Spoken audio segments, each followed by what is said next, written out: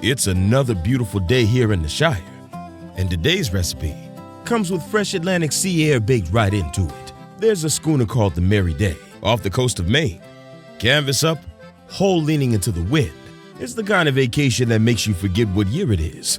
But the real magic is below deck, because while everything up top is salt and spray, down in the galley, somebody still has to feed a boat full of people.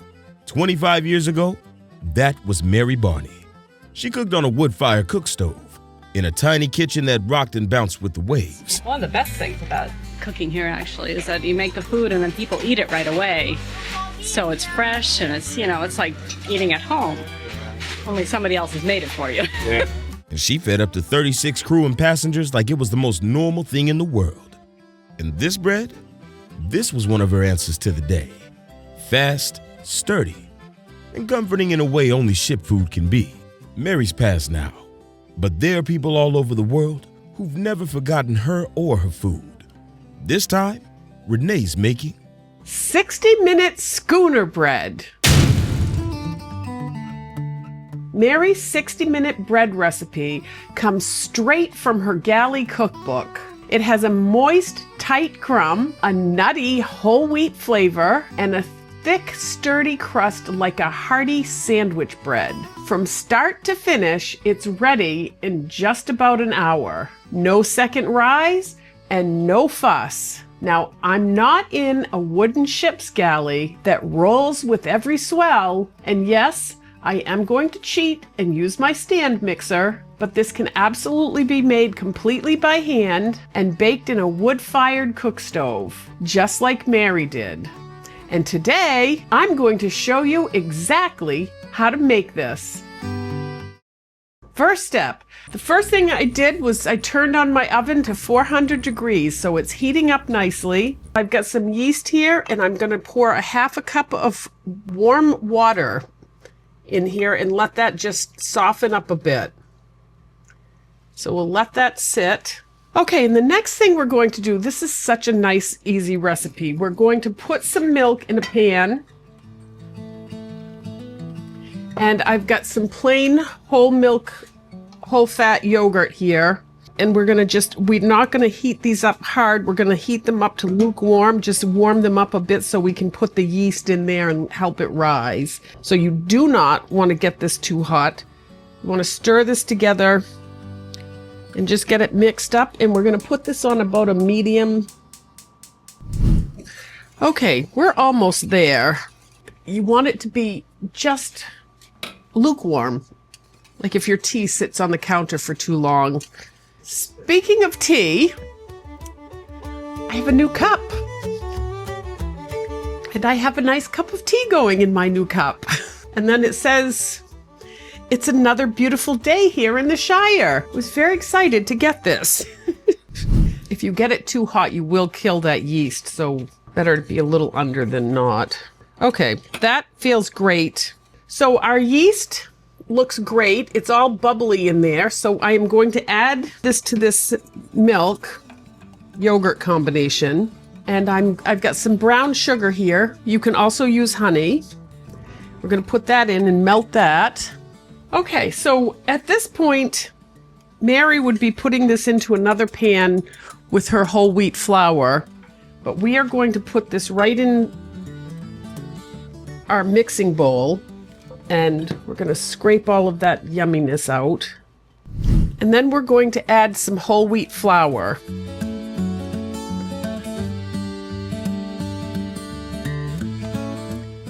And we're going to mix this up until it's well blended. And when you're doing bread, it's important to make sure you get all of the ingredients scraped off of the side of the bowl. Whoops. And scraped up from the bottom.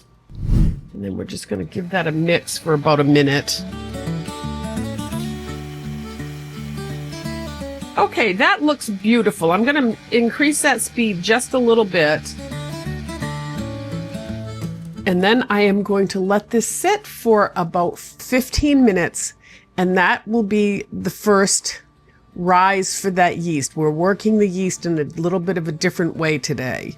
So while that sits and rises, I'm gonna stare out the window for a bit and imagine eating a slice of this bread with a shoreline lobster bake and a sea breeze that smells like salt and butter. Be right back.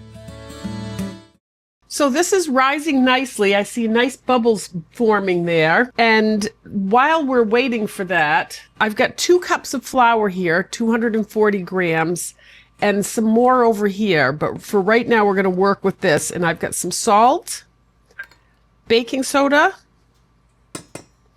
and some baking powder. Whisk that all together.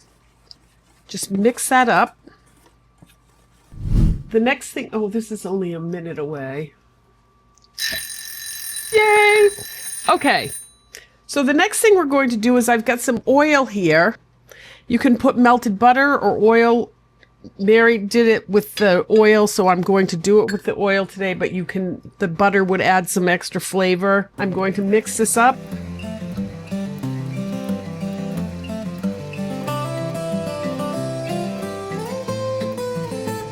Make sure that all gets mixed in really well. And then what I'm going to do at this point is switch my beater from the paddle to my dough hook.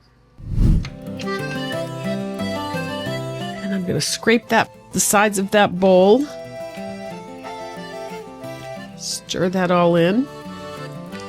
And then we're going to put in our flour with all of our other ingredients. I'm going to put it in a little bit at a time. We're going to mix that up really well.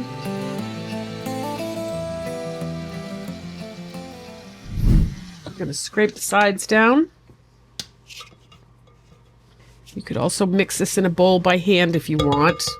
Put a little bit more of that flour in, the rest of it. And we are going to mix that together as well.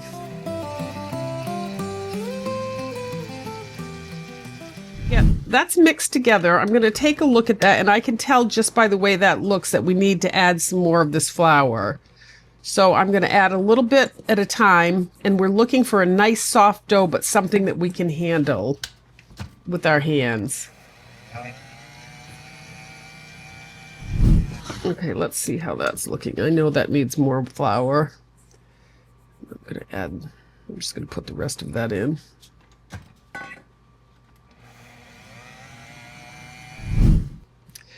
Okay, so I just want, yeah, that looks, see, I can touch that now and it's not sticking to my fingers. So next we're doing the kneading portion of this. If you were doing this by hand, you would put it on a floured board and you would knead this by hand for 5 minutes. I'm going to let the mixer do the kneading for me, and I'm going to put this on for 4 or 5 minutes as well, and we'll just keep an eye on it. And I'm on a medium low here.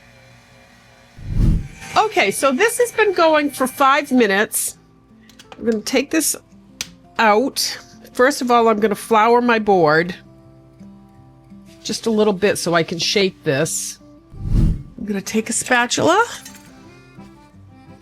and we're going to get that out of there. We just created some nice gluten. So it looks sticky, but it's acting exactly like it should.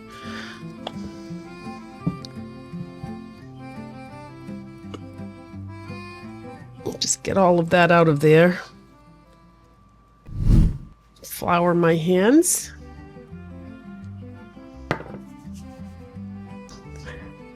So we're going to shape this into a ball.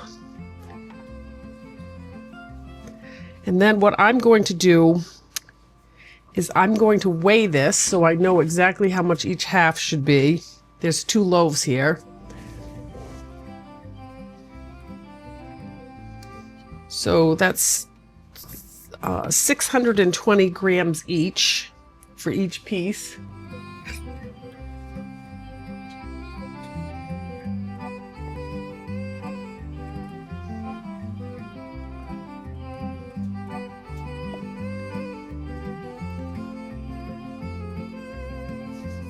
Close enough. Let's just make sure I got that right and weigh this one really quickly. Yep. That's perfect. Okay, I'm going to flour my hands a little bit. And then I'm just going to shape this into a round ball.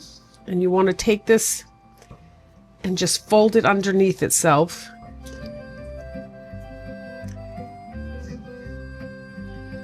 Just gonna, okay, make sure I don't have any bumps on the top of that. That looks great. I'm going to do the same thing with this one. And then we're going to put it on a greased baking sheet. I've used butter. I thought it would add a nice little flavor to the bread. And we're going to make sure that's nice and round. And then we're going to take this one and do the same thing and just make sure that it's round. We're going to let those rise for about 10 minutes, not covered, which is just about killing me because it dries out the top of the dough, but it specifically says uncovered. So I'm going to let these rise, and then I'll show you the next step, and we're almost done.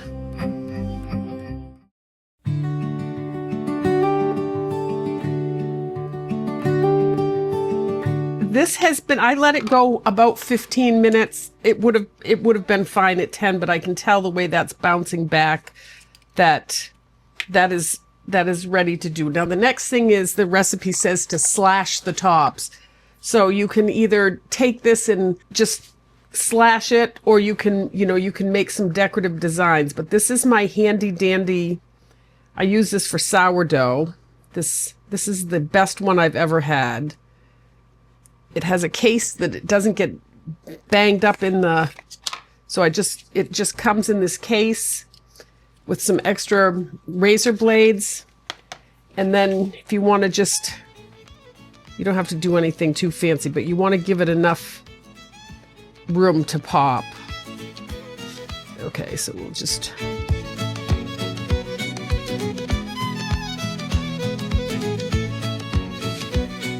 And we're going to just do the same thing here. All right, we're going to put these in the oven at 400 degrees for about 25 to 30 minutes, and we'll check them around 20 minutes.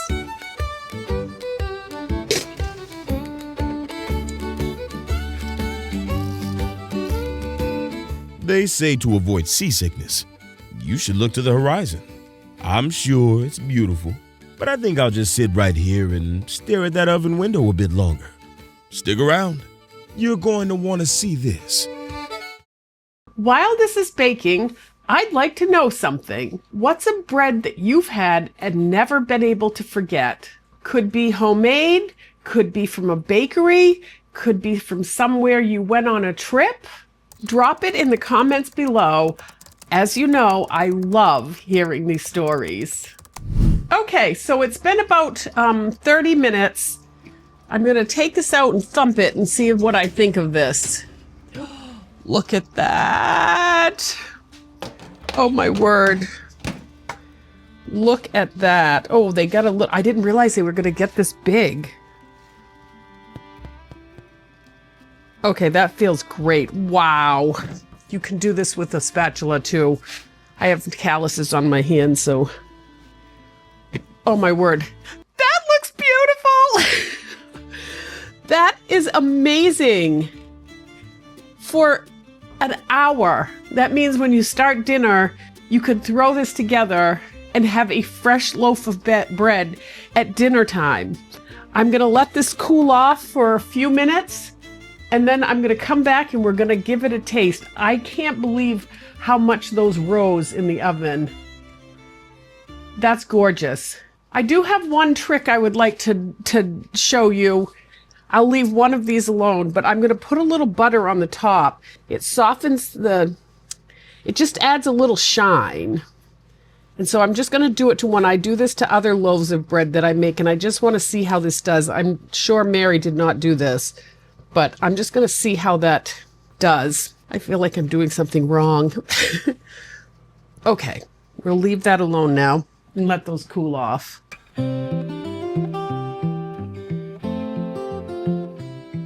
This is what we do.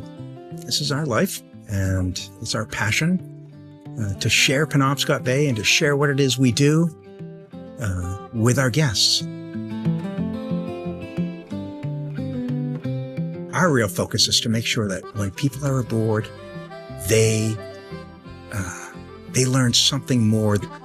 What we have here is living history. This is alive. This is a living, breathing boat. This is 19th century sailing technology at its finest. And what we love to do is share that with our guests, because they get a chance to not only chill out and relax and get away from it all, but they also get a chance to try their hands at the wheel, try their hands on the halyards, try trimming sails. Every cruise has something very different, very unique going on. There's no itinerary. We literally go wherever the wind takes us. Summer in Maine is short, but it is about as sweet as anything you can imagine. It is our passion to share that with people. We'd love to have you aboard. It's never too late, so come aboard. Okay, so this has been cooling off for about 15 minutes. This bread looks awesome. I do want to explain that this split here is called oven spring. And it happens because, for several reasons, but the rapidly expanding gases here cause that to split. You can make this cut in the top deeper, and it might avoid some of that. It is perfectly normal, especially with 60-minute bread. On a regular loaf of bread, it's not something you want to see, because it means for that type of bread that it's underproofed. Well, we know this bread was underproofed because it's a 60-minute bread. But I just want you to know that this is a normal thing to happen with this loaf of bread, so do not worry about it. This looks delicious. Okay, so I'm going to take and cut a piece of this off. Oh my word, that looks so good. And it's still kind of hot, so it's looking a little mushed when I'm cutting it, but... Oh, that looks... Oh, look at that. Oh, look at that bread. Look at the crust on that. And it's a tight, soft crumb.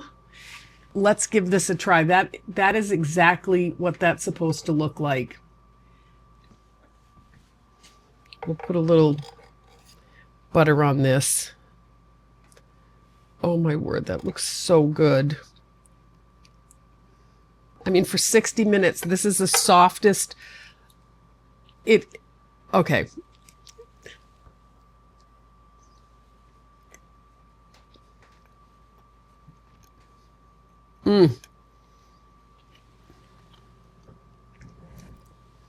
The crumb is soft. The top is crunchy, but not too crunchy. For dinner, I'm telling you, cut this up into pieces and put it in a little basket. This is 60 minutes. I spend days making bread sometimes, depending on what kind it is, baguettes and things like that. For 60 minutes, I would serve this to any guest that came into my home. This is amazing. And here is the buttered loaf that I buttered, and I happen to just love the way this looks. And the top feels just a little bit softer than this top. But for me, that is just a picture of a perfect loaf of bread. And I just love that shine. I hope you love this, and I would love to hear what you think of it in the comments below. Thank you. And thank you, Mary Barney. The Shire is more than a place. It's a way of life. Oven watchers, your uniform is ready. Click the link in the description to scan the code and show the world you're one of us.